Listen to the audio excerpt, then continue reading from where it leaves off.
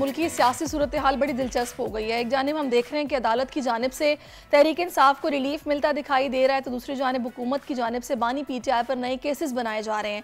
इद्दत case में रिहाई पाने के बाद बानी पीटीआई और बुशरा बीबी को तोशाखाना केस और 9 मई के नए केसेस में गिरफ्तारी डाल दी गई है। और मखसूस नशिस्तों की अगर बात की जाए तो इस केस में सुप्रीम कोर्ट ने तहरीक इंसाफ और सुन्नी इत्तेहाद के हक में फैसला दिया है, मगर इस फैसले के बाद हुकूमत ने कौमी असम्बली में 2/3 अक्सरियत खो दी है। तहरीक इंसाफ नेशनल असम्बली की सबसे बड़ी जमात बन गई है। 23 नशस्तें मिलने के बाद पाकिस्तान तहरीक इंसाफ के अरकान की तादाद 114 हो जाएगी। इसी सारे सूरत हाल में बात करने के लिए रहनुमा मुस्लिम लीग नून के सेनेटर रफ़ीक रजवाना साहब ने हमें ज्वाइन किया। रफ़ीक साहब, बहुत शुक्रिया आपके वक्त के लिए। रफ़ीक साहब, सबसे पहला सवाल मेरा आपसे ये है कि मुल्क की सियासी सूरत हाल की मैं बात कर रही हूँ, तो अदालतों की जानिब से इस वक्त पीटीआई को रिलीफ मिलता नजर आ रहा है। पहले मखसूस नशिस्तों पर, फिर उसके बाद इद्दत केस में रिहाई का परवाना जारी हुआ। अदालती फैसले पर पीपी और आपकी जमात की जानिब से तहफ़्फ़ुज़ात का इजहार किया जा रहा है, क्या कहेंगे? जहाँ तक सुप्रीम कोर्ट का फैसला है वो मेरा ख्याल है, मैंने काफी प्रोग्राम में अभी फैसलों से पहले कह दिया था। मेरा अंदाजा था बतौर कानून के तालिब इल्म के, ये नहीं है कि मैं जो कह रहा था वो सही था। एक अपनी अपनी असेसमेंट होती है कि पीटीआई एक पॉलिटिकल पार्टी को रजिस्टर्ड है, सिर्फ उनके इंतखाबी निशान उनको नहीं दिया गया। तो इस पर पीटीआई के लोगों ने इस चीज को आगे तक लेके नहीं गए। मेरी नजर इसको लेके जाते तो आज वो फैसला उनके हक में हो गया है, मगर इस पर अब बात करने की गुंजाइश नहीं रहनी चाहिए कि पीटीआई ना ही फरीक थी, पीटीआई ने ना ही मखसूस नशिस्तें मांगी, पीटीआई ने ना ही मखसूस नशिस्तों की दरखास्त दी। पीटीआई के कैंडिडेट्स ने बतौर आजाद उम्मीदवार इलेक्शन लड़ा, पीटीआई के कैंडिडेट्स ने ना ही पार्टी का कोई सर्टिफिकेट जमा कराया। तो पहले तो सर्टिफिकेट होते हैं कि जी इलेक्शन का जो सिंबल होता है वो एक सर्टिफिकेट तस्वर किया जाता है। तो फर्ज महाल वो सिंबल नहीं भी मिला तो मेरी नजर में कानून के तालिब इल्म की हैसियत से एक पार्टी का सर्टिफिकेट साथ लगा देते कि ये हमारी पार्टी के कैंडिडेट है। उस चीज को मद्देनजर रखते हुए ये जो फैसला हुआ इस पर शायद उंगलियां कम उठती है। हैरान कौन बात है कि सुन्नी इत्तेहाद वो जो काउंसिल है उसमें शमूलियत की आजाद उम्मीदवारों ने, और उसके बाद उन्होंने केस सुन्नी इत्तेहाद काउंसिल ने लड़ा सुप्रीम कोर्ट तक कि जी ये सीटें मखसूस नशिस्तें हमें दी जाए। वहाँ ये कानूनी सवाल खड़ा हो गया कि सुन्नी इत्तेहाद काउंसिल की तो कोई सीट भी नहीं है, और प्रोपोर्शनेटली उस जमात को मखसूस नशिस्तें मिलती है जो फहरिस्त दे और इलेक्शन जिसमें जनरल इलेक्शन में जिस तनासिब से इलेक्शन जीता हो। अब देखने को ये बड़ी अजीब सूरत हाल है कि जो है ना बैल के आगे गाड़ी बांध दी गई है और बैल पीछे रह गया। कि अब जी सीटें भी दे उनको, वो अपना एफिडेविट भी दे, वो अपने सर्टिफिकेट भी दे, वो प्रोसेस तो गुजर गया।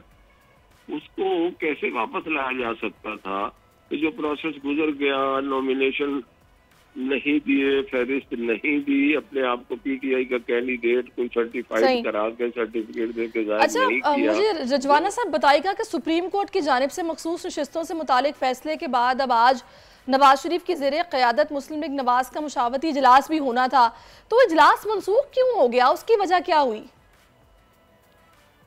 वो अभी लेटेस्ट खबर है जी कि वो मुहर्रम की वजह से मुलतवी हो गया है। मैं तो लाया अमल का कुछ नहीं कह सकता कि क्या लाया अमल होगा। बादल उसको ज़ेरे गौर लाएंगे, बहुत अहम फैसला है, उसका बड़े सियासी जो है ना रेपरकशंस है।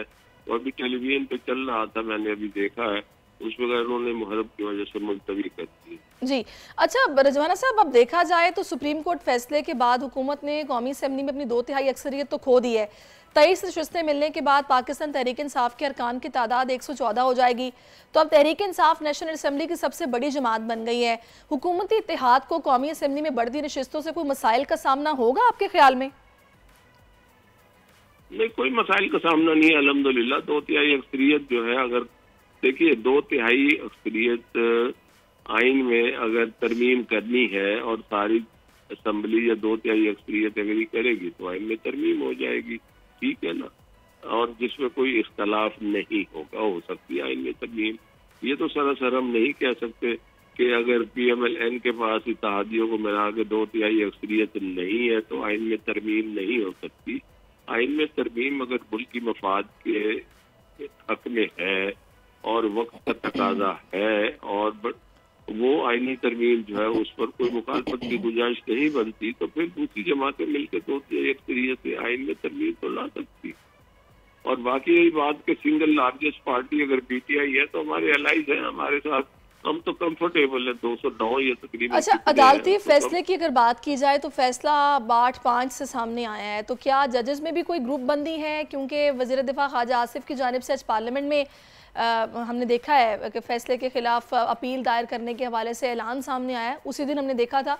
तो क्या हुकूमती इत्तेहाद ने इस हवाले से मुशावरत कर ली है? देखिए, मैं हुकूमती इत्तेहाद का हिस्सा तो नहीं हूँ, मैं पॉलिटिकल वर्कर हूँ, PMLN से मेरा ताल्लुक है, एक सीनियर कारकुन हूँ मैं, पार्टी का अहम ओहदे पर भी रहा हूँ, तो मैं पॉलिसी के बारे में तो अभी कुछ नहीं कह सकता, नंबर 1। नंबर 2 जो है, साफ जाहिर है कि इस फैसले पर PMLN को तहफ़्फ़ुज़ात है, और जो बंदे इसको बड़े क्रिटिकल एनालिसिस से देख रहे हैं तो तहफ़्फ़ुज़ात है। फॉर एंड अगेंस्ट, हक में और मुखालफत में तहफ़्फ़ुज़ात मुखालफत में होते हैं। जो इसके हक में है वो खुशियाँ भी मना रहे हैं और मिठाइयाँ भी खा रहे हैं, ठीक है ना जी, जबकि उनका ये केस ही नहीं था, ना ही वो मुद्दई थे, ना ही वो मुलजिम थे, उसमें मुलजिम मीन्स के ना ही वो रिस्पोंडेंट थे। तो PMLN ने इस पर जरूर अपना ज़ेर गौर लाना है, इसके नताइज के, इसके रेपरकशंस के। हो सकता है वो इस पर कोई नजरसानी की दरखास्त दे, रिव्यू की कानूनी तौर पर तो गुंजाइश कम होती है, मगर मैं समझता हूँ कि रिव्यू ये दाखिल होना चाहिए, ताकि जो इस पर जायज कानूनी और आईनी तहफ़्फ़ुज़ात है वो कम से कम रिकॉर्ड का हिस्सा बन जाए, भले उस पर फैसला फेवर में हो या ना हो। अच्छा, सदर मुमलिकत जरदारी साहब ने हाल ही में बयान दिया है कि नून लीग से हुकूमत नहीं चल रही, पीपल्स पार्टी हुकूमत बनाना और गिराना जानती है, तो आप इस बयान को कैसे देख रहे हैं? इस पे एक तो शेर है, रिंद के रिंद है, हाथ से जन्नत न गई, या इसको 2 धारी तलवार भी है, इससे ज्यादा तबसरा क्या कर। ठीक है, बहुत शुक्रिया रफ़ीक रजवाना साहब, आप हमारे साथ मौजूद इस हवाले से अपना जो पॉइंट ऑफ व्यू है वो दिया है। सब्सक्राइब करें और बेल दबाएं ताकि कोई खबर रह न जाए।